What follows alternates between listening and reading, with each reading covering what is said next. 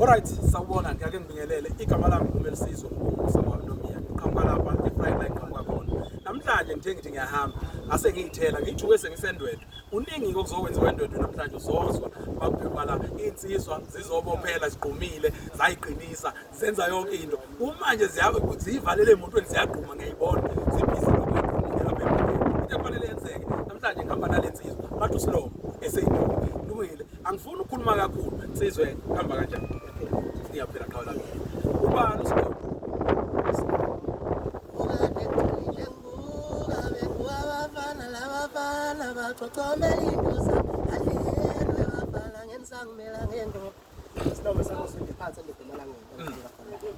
So Slomo mfowethu wasugijima kahle kangaka iphimbo laseliba nalento esiyifunayo kwangathi wakaba khona endimeni naqala akaze uphile kanye nomgqumeni nje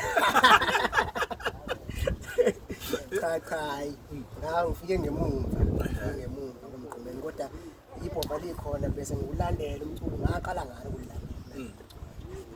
Ulungile uSlomo usena umsebenzi otholakalayo noma mhlambe umuntu osazoya estudio kwenzakalani ngoSlomo?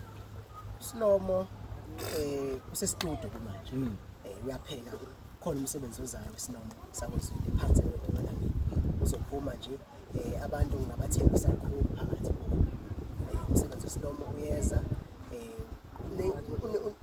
unamanoni kahlukahlukene namanoni ahlukahlukene njengoba ngizwa ngithi kade ngithule ngibuka abafana becothomela phambi kwami kahleni bafana ngenisa ngikhona ngengoma mana mawuthi namanoni ahlukene khona lento engifuna ukuyizwa kukhona nokunye ongasitshotshela khona la ebhodini lase studio uzothi imbijana ngesintshontsho nje khuleke ngesithi ungakhuluma kuze kushona ilanga zolo ngikutshela kanje ngithi khona umuntu engithandana naye bale basebeyintshontsha ubona usifunayo mfethu uyabona uma ngezwe uthi yabona le ngiyoyikhipha yabona nje sibambe kanje mfethu ezobuciko chat ila isolakala khona ila isiphusha khona umsebenzi ikakhulukazi mfethu siyimisele ngokulekelela abaciko ukuthi wonke amaciko abantu besinenhloso yabo sifuna ukuphusha umuntu oseno 500 kuyaphezulu kodwa asiqishi ithuba mawuthi uthi bafowethu ngiyimisele ukuthi ningiveze nami ngiveze njengoba usushilo ukuthi usestudio njengamanje mfowethu kukhona nomunye umsebenzi oke wawukhipha ngaphambili mhlambe ngaphandle kwalo olokhu usitshontshela kuona